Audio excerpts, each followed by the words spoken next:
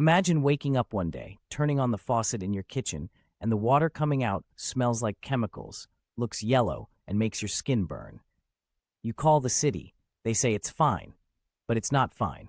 It's poison. And they knew it. This is the true story of the Flint water crisis, an environmental and political disaster that exposed tens of thousands of people, including children, to toxic lead poisoning. This isn't just about bad water.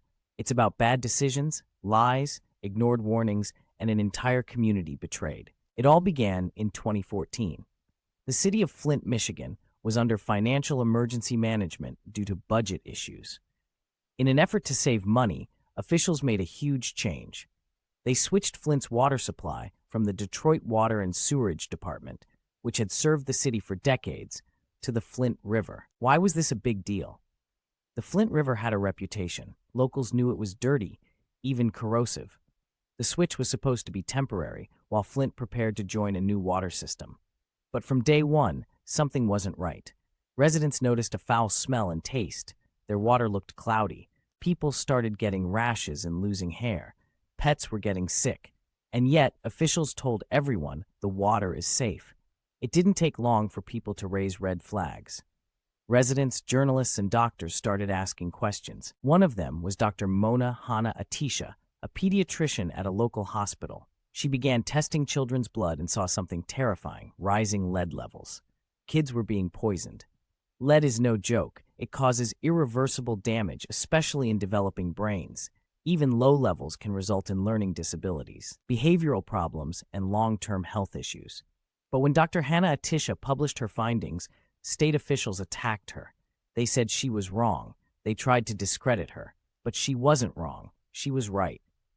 Around the same time, a water expert named Mark Edwards from Virginia Tech started testing the water himself. He found dangerous levels of lead in people's homes.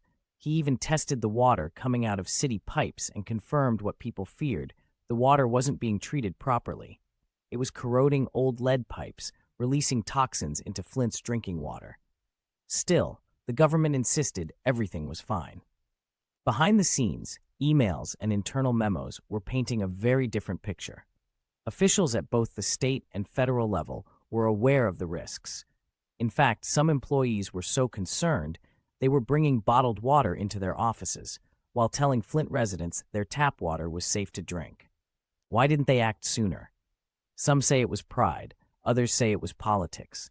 But the truth is, people in power made the choice to ignore warning signs, and when confronted, they doubled down on their story instead of fixing the problem.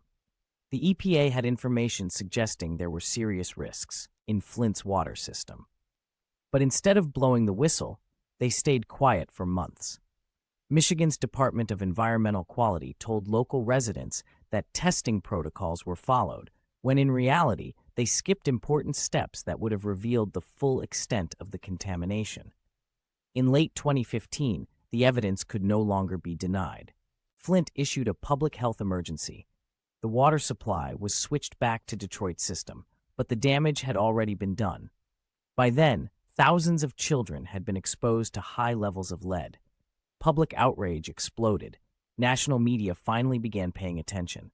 In 2016, President Obama declared a federal emergency in Flint. Bottled water and filters were distributed. Investigations were launched. Officials resigned. Some were even charged with crimes ranging from negligence to misconduct. But for many residents, it was too late. The water crisis had lasting effects. Even after switching back to safe water, the corroded pipes continued to leach lead.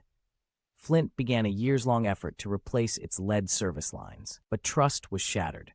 Many residents still don't drink from the tap, even today.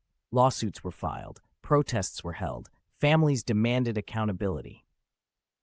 In 2021, a historic settlement was reached. Over $600 million was set aside for Flint residents, with most of it going to affected children. But some say no amount of money can make up for what happened. Flint became a symbol of environmental injustice, how low-income and minority communities often bear the brunt of government failures. Experts call it environmental racism. The crisis wasn't just about contaminated water. It was about who was ignored, who was believed, and who mattered. The Flint water crisis should have been a wake-up call, and in some ways, it was. Cities around the country began checking their water systems. The public started asking more questions. New policies were discussed. But the truth is, similar risks still exist in many places. Old infrastructure, poor oversight, and budget-driven decisions can lead to disaster. And the Flint story shows how important it is to listen to experts, to residents, and especially to those without power. Whistleblowers like Dr. Hannah Atisha and Mark Edwards proved that truth matters.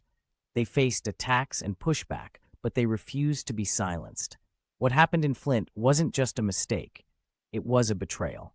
Families were told to trust their leaders, and that trust was broken. The pipes may be getting fixed, but rebuilding trust takes much longer.